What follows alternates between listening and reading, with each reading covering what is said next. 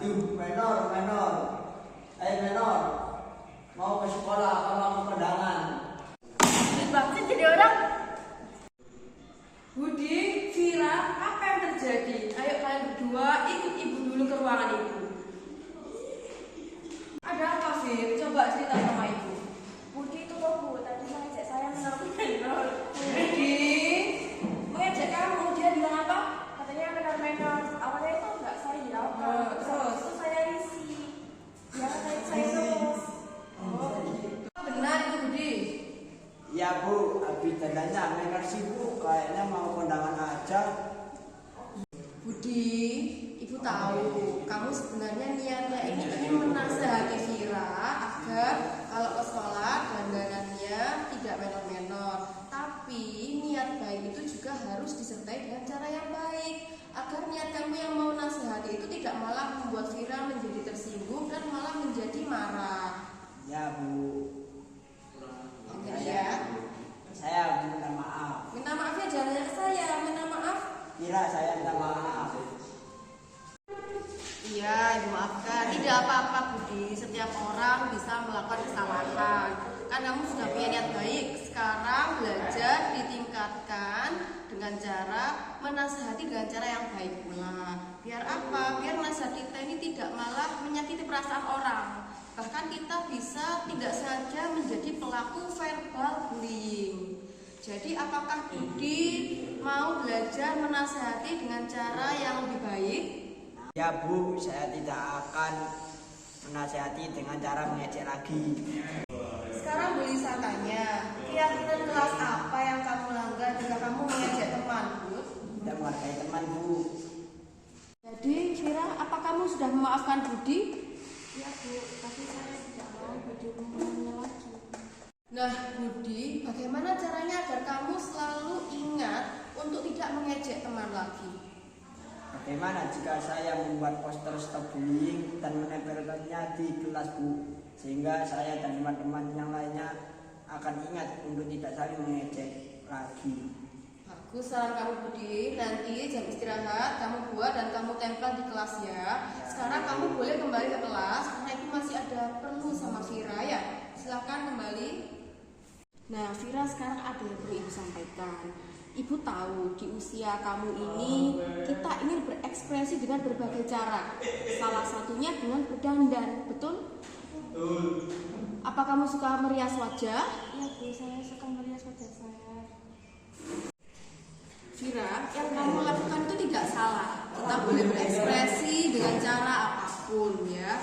Tapi yang kamu lakukan itu tidak sesuai pada tempatnya. Kamu boleh merias wajah seperti apapun kalau di luar sekolah. Misalkan jalan-jalan di rumah. Tapi kalau di sekolah cukup berdandan secukupnya saja. Apakah kamu ke sekolah membawa alat make up? Iya Bu, saya bawa. Apakah saya melanggar nilai kedisiplinan Bu? Nah, betul sekali. Jadi kamu ini sudah melanggar aturan kedisiplinan dalam berseragam sekolah, Nak. Jadi sekarang apa yang bisa kamu lakukan untuk memperbaiki kesalahanmu?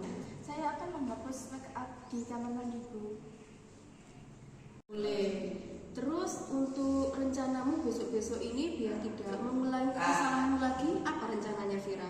Saya tidak akan berdandan lagi dan tidak membawa alat make up lagi ke sekolah Bu. Kamu yang bilang ya tidak akan membawa alat make up lagi. Jadi besok-besok aku bantu mengecek, siapa tahu kamu lupa ya. Baik Bu. Ya, terima kasih. Kamu bisa kembali ke kelas sekarang. Ya Bu.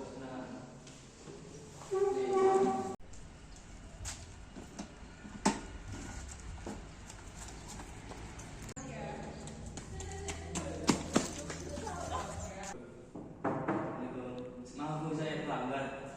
Atur nafasmu dulu pelan-pelan ya. Udah sini ceritakan apa yang terjadi pelan-pelan. Maaf Bu, tadi saya terlambat gak bisa bensin. Tadi saya beli bensin dulu. Dan juga akhirnya juga panjang.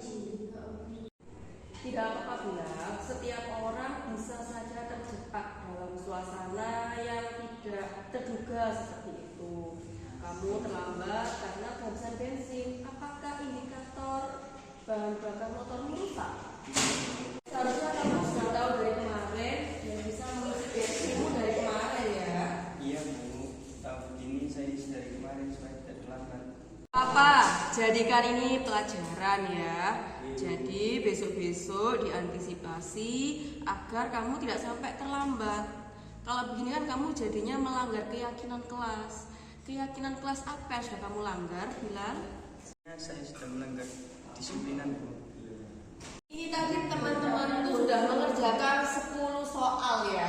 Ya, Nah, karena kamu sudah tertinggal, bagaimana cara kamu untuk mengejar ketertinggalan ini? Saya akan mengerjakan 10 soal itu, Bu.